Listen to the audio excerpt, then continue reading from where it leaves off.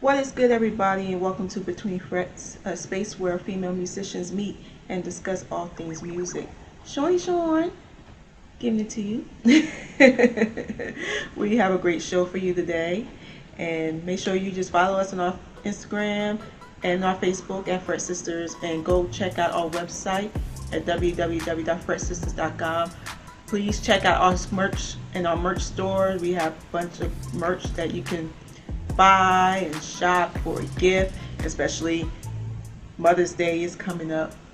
So if you know a mom or a friend who has a mom that's a musician, especially a guitarist, a violinist, or anything that plays string instruments whatsoever, you can go check out our merch store, get that gift for that special mom, aunt, grandma, a friend, whoever you choose.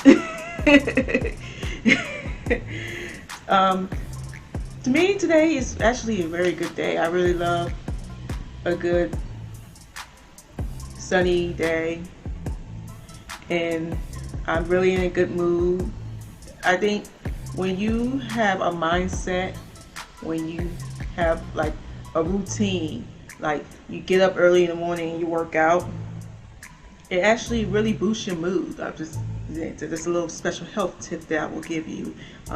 When you work out, you feel refreshed, you feel energized, you even your moods. If you're going through depression, and it changes your mood from depression to happy, like in whoo, like the more you continue doing that, and that really does help. Especially those, not only those are going through a weight loss journey like me, which I'm happy I lost 3 pounds, thank God. And for those that just want to, just want to make yourself feel good, get in shape, because we know us musicians, our instruments are heavy, and some of them are heavy, and we lose, and also lose our energy, and it just very best thing to do just to get ourselves in shape and at least healthy enough. But I am glad that it's spring. I love spring weather. I love the whole, like I like spring and summer, a little bit of fall. I don't like winter. I can't stand winter. I can't stand the cold for real. I don't like the cold. I'd rather move down south or move to the west coast, because I can deal with the warm weather and the hoodie weather. I really like that type of weather, because I don't have to wear coats a lot, because it makes me feel constricted. And you can't breathe. We don't do that. So, I'm going to stop all this rambling. And when we come back, I get to sit down for talk to this great artist. She's kind of like my good friend from afar. She is one of like the great boss chicks I ever known. Her voice is amazing, like her style and her tone, her voice, and the sounds that she plays in her music and her guitar is really like amazing to me, and glad that I get to talk to her finally. So when I come back, I'm going to talk to Aliah Guerra. So keep watching. Bye. One, two, three.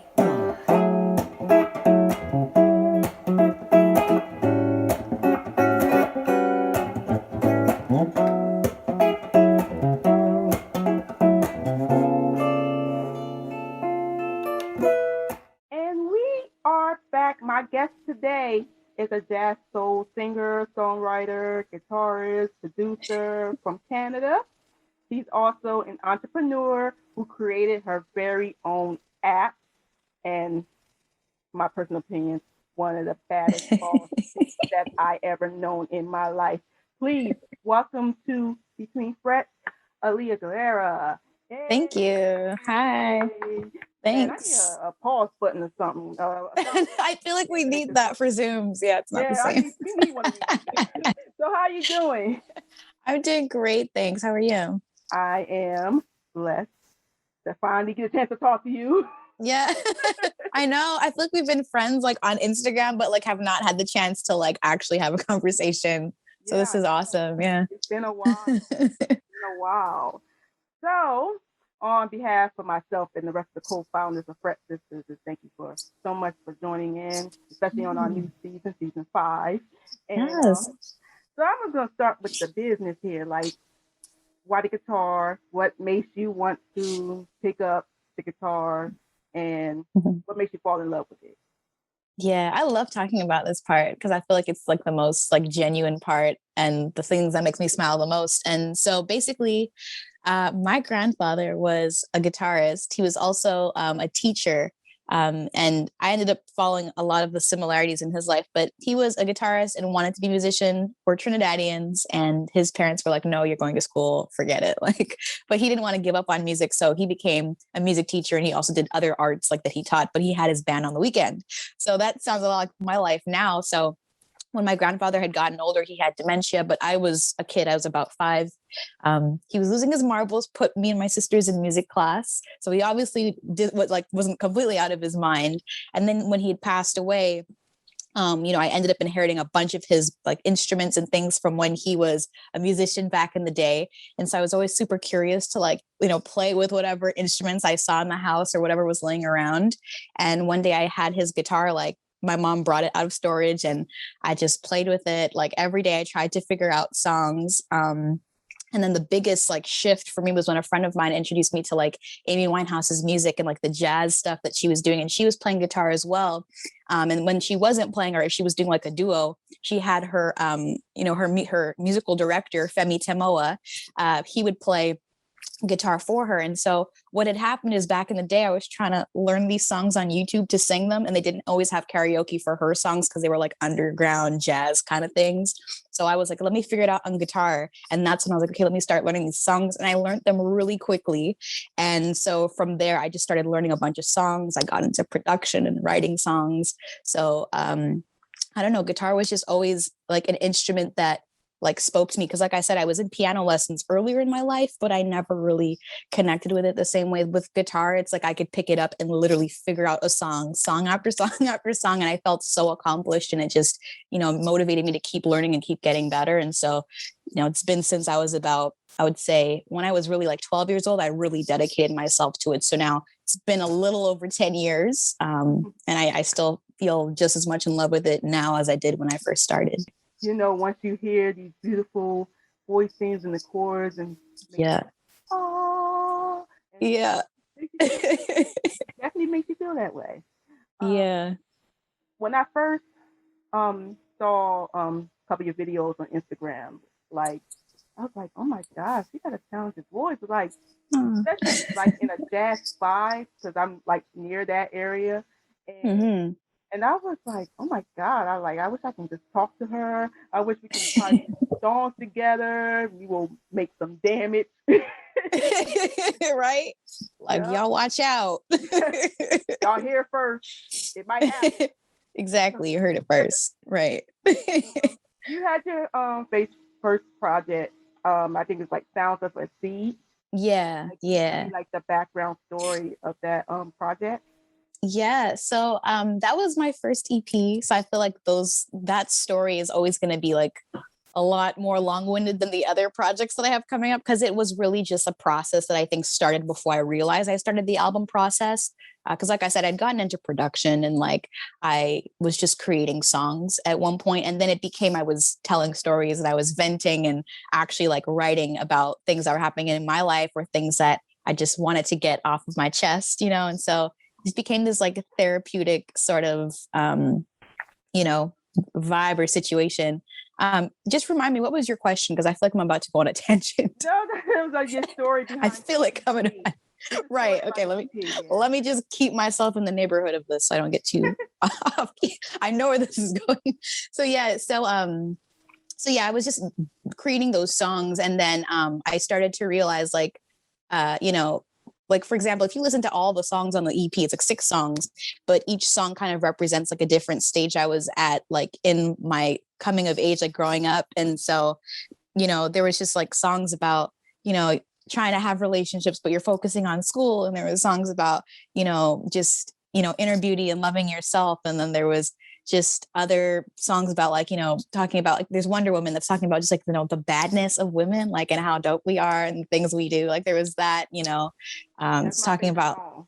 Yes. That's my favorite song. I was like, okay, I love that song. And I saw you perform that song when you were with Gabby in LA. Yeah. And I was like, I need to learn that song. Maybe I would do a video and send it to her. Yes. Yo, that's so cool. Honestly, I would love that. But it's just like, I love how I love seeing how that song has affected other people and just seeing their response to it. And I feel so blessed that it's even, able to travel around the world while I'm home during COVID, like it's out here making its tour, making its rounds. But yeah, I think a lot of my inspiration for that album just came from real life, and so, and again, I had a lot of those influences from the jazz I was listening to from before. And I think I went with this jazzy style for this EP because like when I think of jazz, I think of like free form. I think of like no rules. I think of here's the rules and watch me break them. Like that was literally the vibe. And so going into this, like I was, an independent musician. Like I said, I was in school. My mom did not want me to like drop out of school to just be a musician. So I was doing both for a really, really, really long time. And then I showed her my EP one day. She was home and she's like, you know what, this is really good. So I'll talk to your dad and we'll see if we could get you, a semester or something where you can just like be off and work on the EP. So I worked my ass off. Like I was up early, like 6 a.m. doing yoga, vocal exercises, recording, to make sure everything was able to get done and I wasn't wasting the time. So that was like a big moment in there, having to like prove that to my parents. I had to do this all by myself. I was figuring it all out. And yeah, eventually when I put out the EP, it was just like a whole like mosaic of all things I was learning how to do on my own. And it was like an experience of my life. And it was just like all those things put together. So I think those are like the experiences that really influenced the EP that you guys hear. Yeah, I really love that. I really love the EP. Thank you. Recently, during this whole lockdown with the COVID and stuff like that, you surprised us of releasing and launching your very own app. Yeah. And I went to your launch party on Zoom and I really yes. saw everything in there. I actually got your app on my tablet. Nice. Dope. So I'm just like looking at it and I was like, oh, I'm in the app. I'm like, what the heck? Yes. I was like, I'm in the app. And then, but you had that map. You want to connect with other musicians around the world that, in case someone needs an engineer or a songwriter or another musician. That's a great idea to do that because it was kind of hard, especially social media. So it's kind of hard to find people. And then you had that app that specifically finds all these musicians and producers and all that. And also the Academy. Right. Yeah. I love that you really took time to like explore the app. Like I feel like such a fangirl right now. Thank you so much. Yeah, I actually got into like when after we had that launch party and I looked at the app and I was damn, like like what was the most struggles when you created that app? What was the main struggles of that? That's a great question because honestly, the real struggle for me was like, how am I going to create this? Because usually like what people do in business is like they will not recreate the wheel. They're just going to do something that has been tried and true. It's a process and they just do the same thing but rebrand it with their name and their style. And the thing is I was trying to do that but there was no musicians doing what I'm doing. So it was like, okay, I'm trying to look at like musicians that have apps. So I'm looking at Jay-Z, I'm looking at Nipsey Hussle, I'm looking at Beyonce, I'm looking at the Kardashians, and then I'm looking at, did I say Nipsey Hussle already? Yeah. I don't know if I did. And then there was Ryan Leslie. And so these were like the only few people that I knew had apps and it wasn't anything like what I was doing. And I wanted to like find a way to like take all the different like the different aspects of things that I do. So like I have the music side, I have the business side, but I also love teaching. Like I have all these different things that I'm doing and I wanted to find a way to put it into one space but also like give something of value back to like my fans and like other people that I know. And so like, you know, when you were talking about the creative directory, it's like, it just goes back to the, like when I was doing my EP, I was doing this all on my own. I was trying to figure it out and like not waste time.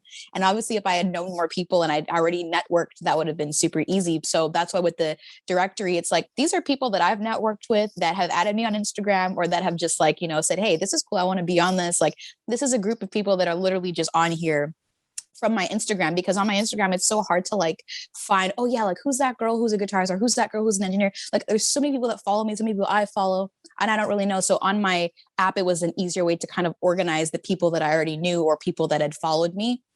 And so it just made it easier to like literally link people who are asking me the same thing. Like, hey, I have an EP. Like, I don't know who does graphic design, or I'm trying to do like this collab. I don't know how to do contracts. And I would send them to Gabby. Like literally, it's just so much easier. And like a lot of these people I actually know. So it's a good way to reference rather than getting someone random from like Vamper. Cause I remember I went on Vamper to find a drummer and I had to fire him the day of my show. So, you know, there's when you don't know people, sometimes it's just like it can backfire. But that was one main thing I wanted to like give to my audience, my fans, people that were asking me about how I was doing all this stuff on my own. That was one major tool I wanted to give them. The other thing was, remember during the Black Lives Matter protests that were going on, like literally around this time last year, or like, I guess a month later, but I just noticed a lot of people were getting silenced on Instagram. And it's like people who were talking about the issue, and obviously Black people will talk about the issue because it's something that is happening, you know, within our diaspora. So it's just like, they were literally, you could see the shadow banning happen. You could see the algorithms changing and all this sort of thing. And it made me frustrated because as someone that doesn't have like 5 million, you know, viewers, like how am I going to get my music and my stuff to my fans like that want to see the stuff? And so it was just easier to do that with my own platform. If I own the platform, I make the rules. They're not going to tell me what I'm posting is against community rules. They're not going to just show my content to 10% of the 1,000 people that follow me. You know, there was ways to get around that. So I was like, okay, well, let's see where we can go with that.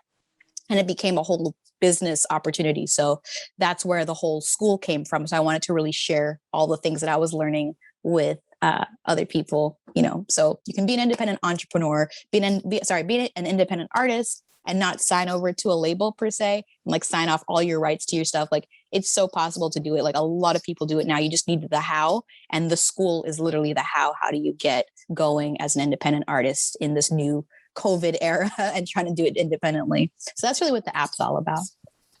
I want to be like you and Gabby when I grow up.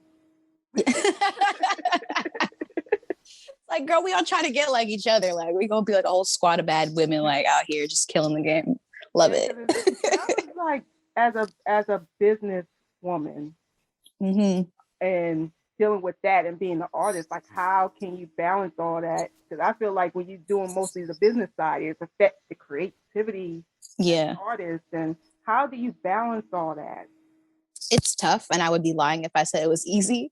And I feel like this is why it's so important to have like that network of people that you can just talk to. And this is like one reason why I love the Tulips Collective, because it's like I have people like you and Gabby, and you know, like I can like reach out to like Soleil and Indigo, and there's other women who kind of get what this industry feels like, you know. So it's good to have that creative, you know, collective you can talk to. And again, with the business aspect, it's not as popular. And that's why I wanted to push that. So it becomes more of a standard. You have people that get it. So you could just talk to them and be like, yo, these contracts, man, they crazy. But like nowadays, people are like, what? Like they don't get that. So it's a lot. You don't have a lot of people you can just talk to about it. But there are ways that I've figured out to like balance it. And I think that's just taking care of myself. Because like when I'm not good, nothing else like beyond that is going to do well. So I just try to take care of myself. So I have a really like, you know, strict like routine for the day. I try to like get my business stuff done early in the morning, and then I'll do like some creative stuff later on in the day, and like edit stuff later on. You know, I've tried to get more focused on like branding and marketing. Also, the thing is, it's like, I think it happens within phases. Like, I feel like when you're focused on your creative stuff, you know, then you gradually put on your business cap because you're like, okay, now I have to do something with this. So I feel like it naturally happens. So I don't want people to think, oh, I'm not an entrepreneur, so I don't have that feeling or whatever. You know, I just think there's like, there just needs to be a need or a desire to look into the business side. And I feel like you'll find ways to make it work, but you just can't forget to take care of yourself. So that's really like my way of balancing business and music. So how can you tell us a little bit about the academy portion in your app? Yeah. For those that never get a chance to see your app yet. Yeah. So lately, I've been on Instagram, just like doing these free little, chit chat courses or whatever. But on the app, what I do is I address a topic, I'll do it once a month. So basically when you're doing the subscription for it, you get access to all the courses that I've done. I don't post them on Instagram. That's why. But basically, I'm sharing all the information that I've gotten over the years with you guys. And basically I've taught how to get grants and how to get funding. That's a big one because obviously this game is not cheap, but free money is always awesome. So that was the first one. I talk about how to actually set yourself up as a business so you can reclaim a lot of the money that you spend on yourself as a business, and like your guitar, your equipment, whatever. When you're going on tour, like the receipts, you get your money back. That, there's certain things like that. I also talk about mental health and like balancing. So a little bit of what I was talking about earlier, I get into those details, like my yoga, my other methods. And then I talked a little bit about self-management. That's actually a series that I did. Well, it's an episode that I did with Guitar Gabby, because she's, lawyer, self-management, like that's her thing. So we kind of like tag teamed on that one. And we actually did that same workshop for one of the Girls Rock camps in Birmingham, Alabama. So yeah, these are like we've literally done these lessons throughout the summer with the Tulips workshop. And then that's when I was really inspired to go ahead and package that as a course for people who wanted to get that information. So I have it on my app. There's always a new episode. This month someone had asked me about how to do sampling safely and not getting sued for copyright infringement. Yeah. Even big celebrities get that one. So no one's ever too good for figuring out how to safely sample and instrumentals and all that stuff. So those are different types of topics that we cover. And yeah, they're all in the Music Academy. Yay. I can't wait I'll probably go. Yeah. Oh, I'm so sorry. I forgot one last part. So that was the business side of the Music Academy. And then there are people who just want to learn how to play instruments. So a lot of my other friends and musicians who have been trying to make some cash over this quarantine while we have not been touring, have been doing a lot of music lessons and stuff like that. I don't really have the time to sit down and do music lessons. I've just been so busy with a lot of other things. So I was just like, you know what? I have 100 other friends who play guitar and 100 other friends who know music theory. So let me just put them on the platform. So when people on my YouTube are like, what are the chords of the song? And can you teach me how to sing? And I'm like, I don't have to say no. I can be like, yes, but I'm going to find you somebody who does know how to do that on this app. They will hook you up. Like that's the best way that I know how to help when I don't have the time. So that was the other part. So you get music lessons and you get music business. So you get the full package. Do you have any people that help I want to know how to do music production? So yeah, so that's one of the tabs. So we have music theory is one of the boxes. You can just if you just want to know how to read music and understand scores and stuff. I was in a concert band and that stuff really, really helps, especially when I go into theater. So there's one of those sections that says music theory. There's and they also teach piano in that because it's just easier to understand music theory when you see it on an actual instrument. So there's that together. Then we have guitar is by itself. And then there was singing by itself. So you have guitar, singing, and then you have music theory / piano. Those are all the different things. Music production is going to be an additional topic that we'll put in there. So now that you've brought it up, I'm probably going to add that in, let's say for May. We'll add that in May. I'll just add that in there because I love the feedback from the users. So thank you. No problem. Because I was like, a lot of people ask me about music production because I do produce my music as well. Yeah. So I was like, everybody asked me what stuff do you need to use? What is the most important to use, and what equipment and everything else, and what type I do have a start video, a beginner's video. I have one right now on the app, and it's how to start, how to record at home. So it's not going to teach you the software because everyone uses a different software. But I go through basically, the interface I use, the microphone I have, the plugs that I use. I show you the software that I do use because it has a free trial. It's called Mixcraft. I got that. Oh, you do? Oh my gosh. I got Mixcraft 9. Girl, okay, yo, you're literally the only person that I've ever spoken to that knows what Mixcraft is and uses it. Like, Yep. I don't think you're okay. Everyone uses Logic or Fruity Loops. Yes, okay. So you're my production sis. I got it. It is. Did you see the size of the manual for Pro Tools and Logic? They're this thick. I'm like, who has time for that? I'm like, I ain't got time to read that. I'm trying to learn how to at least record a song in the stupid thing. And right, like I got an idea now. Oh my gosh. Yeah. That's amazing. We'll have to chat offline about some things because I have questions now. Of course. I have to ask questions. A lot of people be asking me about that. Like, some people don't even know what Mixcraft is. But that's what I'm saying. I'm like, how are y'all like spending $300 for software to just like put like it's literally just get any DAW that works and get it into WAV format, send it to an engineer, and you can put out whatever song you want. So if it's easier, go with it. Like, don't just get Pro Tools because everybody has it, like, or Logic. Like $50.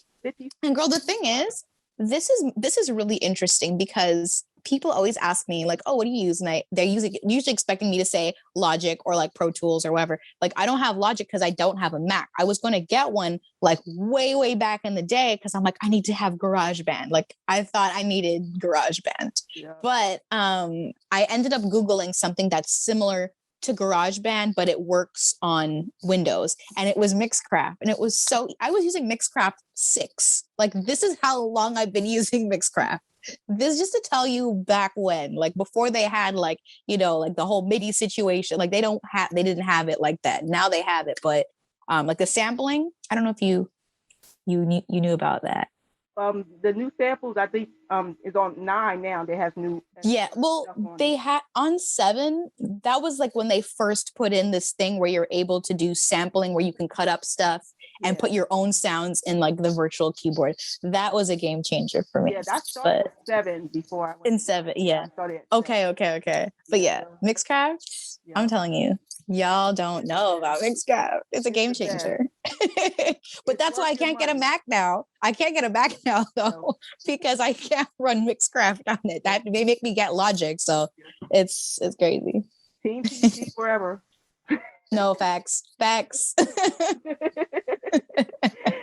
So do you have anything like upcoming project, or you just like more focusing on the app?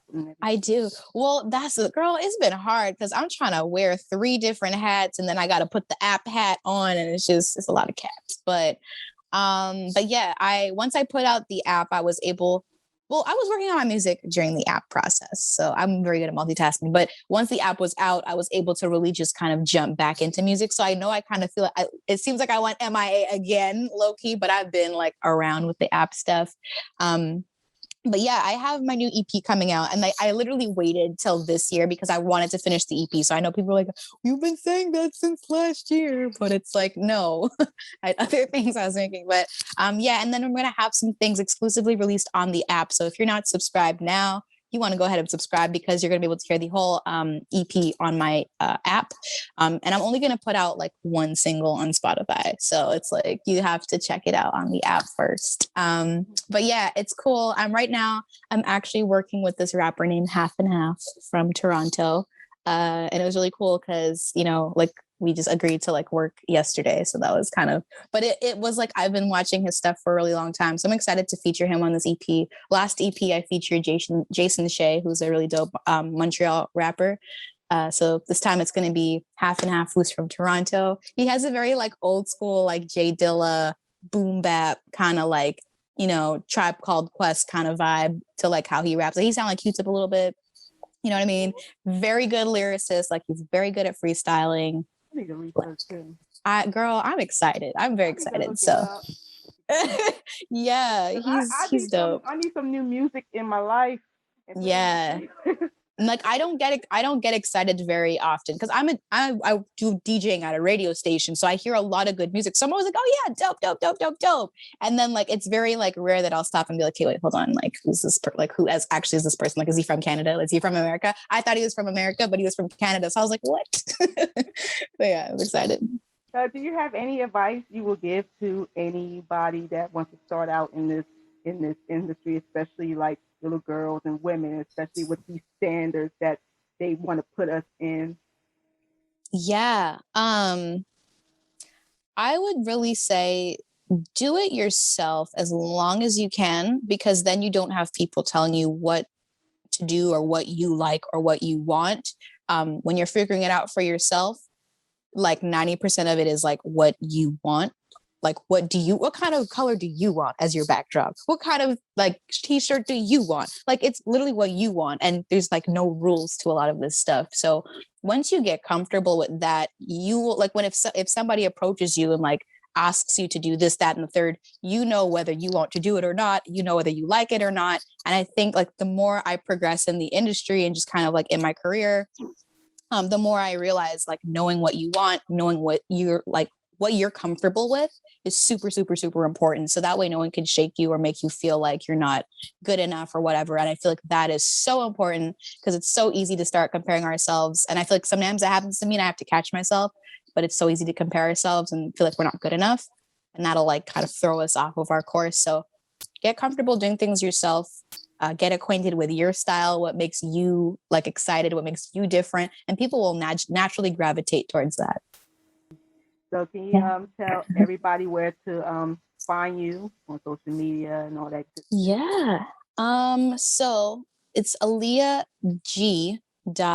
app on Instagram. I had to change it on a few places, but Facebook, you'll find Aliah Guerra Music.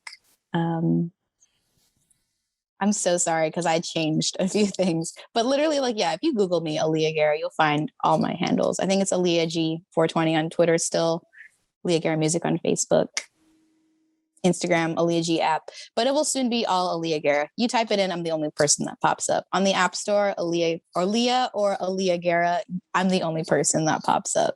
So yeah, Apple Store or Google Play, you just download it. It's free.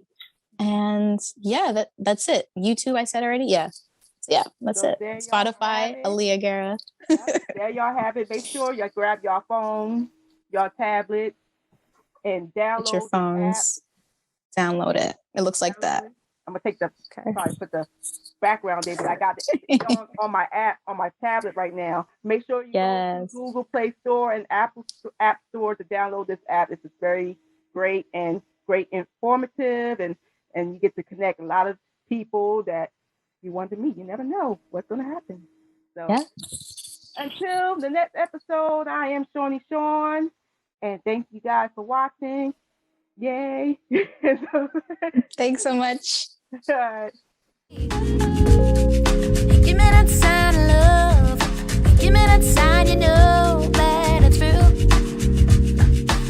And tell me what's the deal, baby. I see the way you're living. They like to keep the young looking, strong looking, and moving quick, cause you know you got that hot word with it. Damn, me cool van, they won't kick you by the sand. I hate it while Hey, Riff Girl, let's go.